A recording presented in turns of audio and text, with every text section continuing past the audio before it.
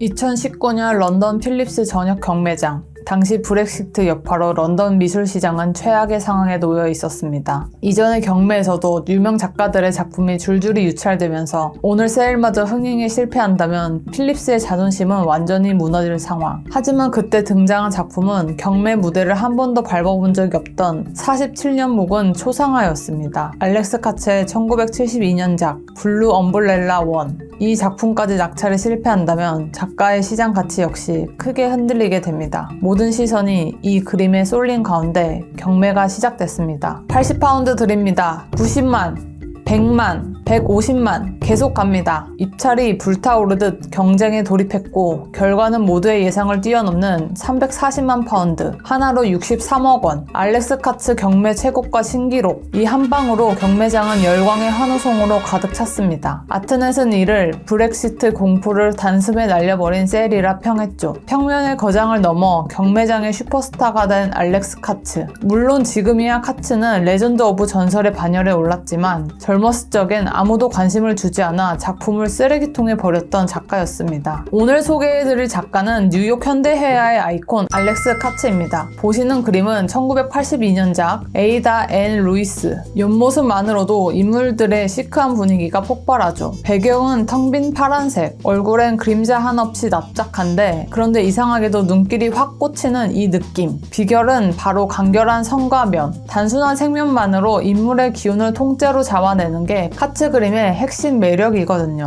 그런데 여기서 진짜 반전. 이렇게 평면적인 그림이 실제로는 키보다 큰 2m짜리 캔버스라는 사실. 이 스케일 덕분에 단순한 색면조차도 우리를 압도합니다. 평평하지만 거대하다는 역설적인 매력. 이게 바로 카츠 스타일의 시그니처입니다. 하지만 1950년대 뉴욕 화단의 분위기는 완전히 달랐습니다. 그때는 잭슨 폴록으로 대표되는 액션 페인팅이 주류였죠. 그림은 감정의 폭발이어야 한다는 게 예술계의 공식 같은 시절. 이런 흐름 속에서 막 대학을 졸업한 젊은 카츠는 마음이 달랐습니다. 나는 사람 얼굴을 그리고 싶었다. 그것도 지금 순간의 공기까지 담아서. 하지만 문제가 있었죠. 사실적인 초상을 그리기엔 너무 평범해 보일 수 있었던 겁니다. 게다가 사진을 참고하면 평면성이 사라질까봐 직접 모델을 세웠는데 라이브 포즈는 몇 분만 지나면 흐트러지기 일쑤였죠. 그래서 카츠는 고민 끝에 거대한 크기와 완전한 평면을 동시에 잡는 방법을 모색합니다. 그는 광고판처럼 한눈에 들어오고 동시에 사람을 압도하는 초상을 원했습니다. 하지만 평면을 살리려면 명암, 질감, 붓터치를 대부분 제거해야 했고 이게 또 너무 단순하다는 비판으로 돌아왔습니다. 당시 평론가들은 만화 같다, 광고 포스터 같다는 말을 서슴지 않았고 갤러리들은 그의 대형 작품을 꺼려했습니다. 처음 마주한 장벽은 단순한 게 아니었습니다. 평면으로 거대하게, 그런데도 진부하지 않게 이 세 가지 조건을 동시에 만족시켜야 했던 거죠. 카츠가 평면선 문제를 해결한 비장의 카드, 바로 컷아웃입니다. 1959년 그림 배경이 마음에 들지 않자 인물만 통째로 잘라내 합판에 붙여봤는데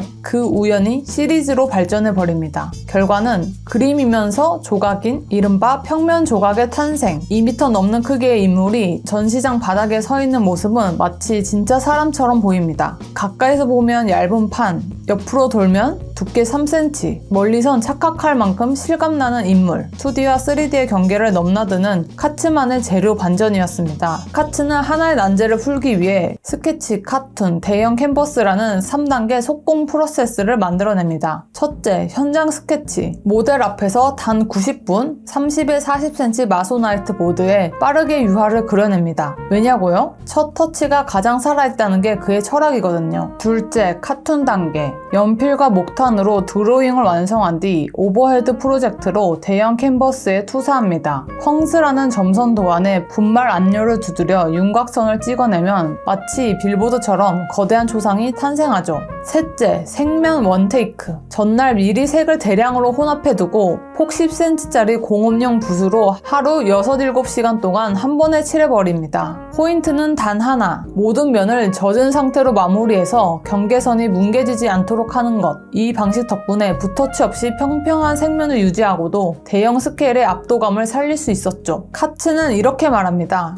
그림이 끝나는 순간 공기가 멈춘다. 카츠만의 현대적 색면 초상을 완성한 기술이었습니다. 카츠의 평면 실험은 그림 안에서 멈추지 않았습니다. 도시, 자연, 그리고 공공공간으로 끝없이 확장되기 시작했죠. 먼저 1977년에 빌보드 초상, 뉴욕 타임스스퀘어 42번가에 길이 74m, 높이 18m, 여성 초상 23점으로 설치됩니다. 광고판 형식을 빌려 거리의 시각소음 위에 순수 회화를 띄우는 실험이었죠. 메인주 풍경 시리즈 1970년대 후반부터 매년 여름 카츠는 메인주의 작업실에서 해질녘 하늘과 노란 자작나무를 그려왔습니다. 옐로우 트리 1, 트와일라이트 2 같은 작품에선 색면이 거칠게 살아 숨쉬며 공기 자체를 칠한다는 평을 받기도 했죠. 컷아웃 시리즈도 진화합니다. 재료는 합판에서 알루미늄으로 업그레이드 됐고 3m 넘는 인물들이 전시장 바닥과 야외 정원까지 진출합니다. 1924년 크리스티즈 경매에선 스탠딩 에이다 컷아웃 에디션이 $20,000 상한가로 낙찰되며 시장성도 입증됐죠. 그리고 대미를 장식한 건 2022년, 2024년 구겐하임 회고전 게더링 150여 점이 로툰다 공간을 꽉 채운 전시에서 초상 컷아웃 풍경이 하나의 파노라마처럼 이어졌습니다. 평론가들은 이 전시를 팝과 추상의 경계를 지운 80년간의 집요한 실험이라고 평가했죠.